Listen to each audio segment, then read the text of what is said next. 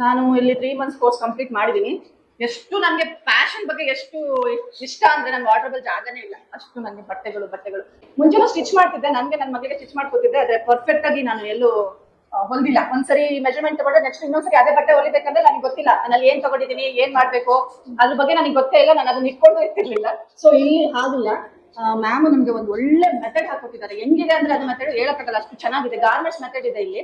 ಯಾರಾದ್ರೂ ಸರ್ಚ್ ಮಾಡ್ತಿದ್ರೆ ಯೂಟ್ಯೂಬ್ ಅಲ್ಲಿ ಸರ್ಚ್ ಮಾಡಿ ಕಲಿಬೇಕು, ಅಲ್ಲಿ ಹೋಗ್ಬೇಕು ಇಲ್ಲಿ ಹೋಗ್ಬೇಕು, ಸ್ವಲ್ಪ ಬಣ್ಣ ಅದೆಲ್ಲ ಬಿಟ್ಬಿಡಿ, ಬಂದು ಇಲ್ಲಿ ಕಲ್ತ್ಕೊಳ್ಳಿ. ನಿಮಗೆ ಒಳ್ಳೆ ಮೆಥಡ್ ಸಿಗುತ್ತೆ, ಗಾರ್ಮೆಂಟ್ ಮೆಥಡ್ ಸಿಗುತ್ತೆ. ನೀವು ಯಾರು ಬೇಕಾದ್ರೂ ಪರ್ಫೆಕ್ಟ್ ಆಗಿ ನೀವು ಏನಾದ್ರೂ ಸ್ಟಿಚ್ ಮಾಡಿ ಕೊಡ್ಬೋದು.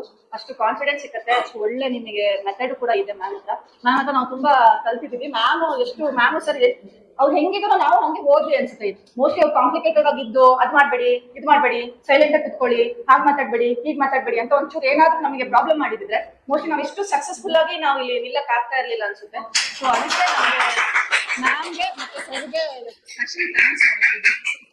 ನಾವೇನ್ ಹುಚ್ಚಾಟಗಳನ್ನೆಲ್ಲ ನಮ್ದು ಸಹಿಸ್ಕೊಂಡು ನಾವು ಅದ್ ಮಾಡ್ತೀವಿ ಇದು ನಮ್ಗೆ ಹೆಂಗೆ ಅಂದ್ರೆ ಇಷ್ಟು ಕೊಟ್ಟಿದ್ದಾರೆ, ಒಂದಷ್ಟು ಸಿಲೆಬಸ್ ಎಲ್ಲ ಇತ್ತು. ನಮ್ಗೆ ಇನ್ನೂ ಜಾಸ್ತಿ ಕಲಿಬೇಕು ಅನ್ನೋದಿತ್ತು. ಸೊ ಸಿಲೆಬಸ್ ಬಿಟ್ಟು ನಮ್ಗೆ ವೆಸ್ಟರ್ನ್ ಎಲ್ಲ ನಮ್ಗೆ ಅವರು ಹೇಳ್ಕೊಟ್ರು.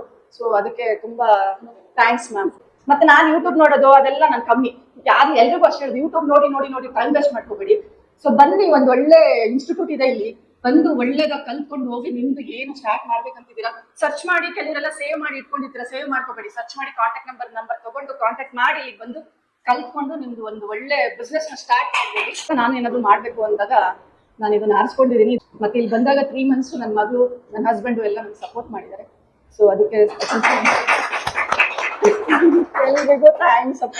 ಕಲಿಯೋ ಸ್ಟಾಪ್ ಮಾಡಿ ನೀವ್ ಇನ್ನೊಬ್ರು ಕಲ್ಸೋ ತರ ಪ್ರಿಪೇರ್ ಆಗಿ. ಇನ್ನೊಂದು ಅವ್ರು ಹೇಳಿದ್ರು, ಸೊ ಒಂದು ಹೆಲ್ತಿ ಕಾಂಪಿಟೇಷನ್ ಇತ್ತು ನಿಮ್ಗೆ, ಅವ್ರನ್ನ ಹೊಗಳಿದ್ರು. ಇನ್ನೊಬ್ಬನ ಹೊಗಳ್ಬೇಕಂದ್ರೆ ನಮ್ ಮನ್ಸು ಎಷ್ಟು ದೊಡ್ಡದಿರ್ಬೇಕು ಗೊತ್ತಾ? ಅದ ನಮ್ ಫಸ್ಟ್ ಬರೀ ಜಲಸು. ಅವ್ಳು ಅಷ್ಟು ಚೆನ್ನಾಗಿ ಮಾಡ್ತಿದ್ದಾಳೆ ಅಂದ್ರೆ ನಮ್ಗೆ ಏನಾಗುತ್ತೆ, ಜಲಸ್ ಆಗುತ್ತೆ. ಬಟ್ ಅದಿದ್ರು ಅದನ್ನ ಕಂಟ್ರೋಲ್ ಅಲ್ಲಿ ಇಟ್ಕೋಬೇಕಾಗಿರೋದು ನಾವೇ.